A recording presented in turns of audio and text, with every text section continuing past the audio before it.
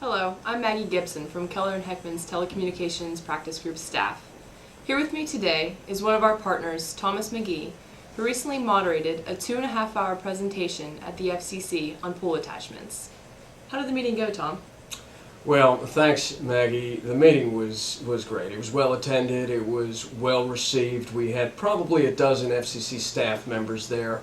50 electric utility personnel showed up for this thing, representing 32 different electric utilities, plus EEI and UTC.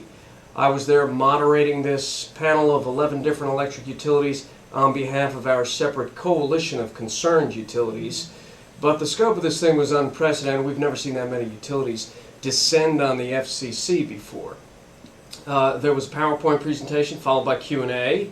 And the poll owners, the 11 folks on the panel, did an excellent job of explaining to the FCC how the make-ready process works and explaining how complex it is and how there's safety issues and reliability issues, and that the deadlines that the FCC is proposing, the other operating type constraints, don't make much sense in the real world of electric distribution systems. Staff told us they were very impressed with the meeting. They were very impressed with the turnout. So from that standpoint, it was a success. So what are some of the main issues in this pole attachment proceeding? Well, there's a lot. The thing's huge. The order came out in May of 2010, and it's got operational issues involved that would dramatically affect electric utility operations. It's got rate issues, pole attachment rate issues, that could cost many utilities tens of millions of dollars a year. At the current time, it's 5 new rules. There are dozens of proposed rules, and the FCC has asked questions about something on the order of 200 different pole attachment related questions. They'd like to have deadlines for each part of the make-ready process. They would like the pole owners to coordinate the movement of attachers, the rearrangement of attachers to accommodate new attaching entities. They want the pole owners to be involved in the money exchange between the new attaching entities and the existing pole owners.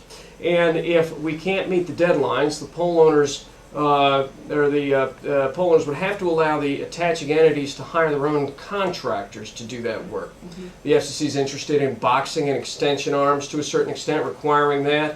And for poles that are jointly owned by ILECs and electrics, they'd like to have a single managing utility take care of those relationships with the attaching entities. If you can't meet the deadlines, the attachers could file a complaint at the FCC, according to the proposals, and receive compensatory damages for any delay in the make-ready process, whatever compensation means to the FCC. Wireless companies want to get in the act as well with their own make-ready deadlines.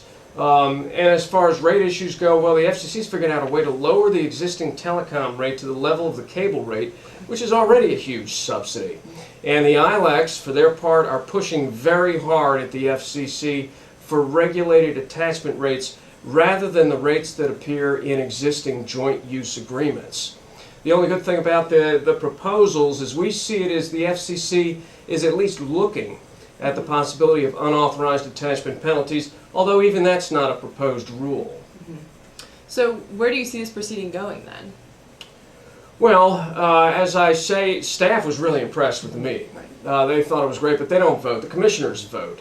And the commissioners right now are very set on broadband service. They'd like to have ubiquitous service that's really cheap. They don't understand anything about electric utility safety and reliability issues. They owe no duty to electric utility ratepayers.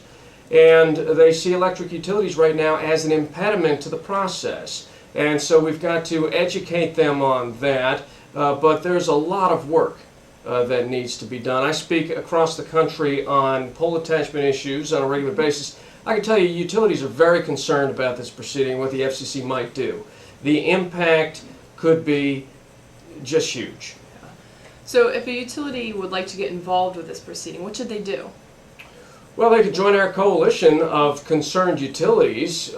We could get them up to date on this proceeding. We need their expertise, and we need to be able to relate their experiences to the FCC.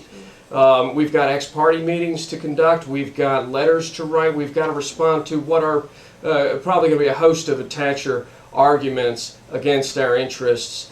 This show of force we had at the FCC last month was very impressive, but we've still got plenty to do. Well, thank you very much, Tom. And if any of you would like a copy of that presentation, please let us know.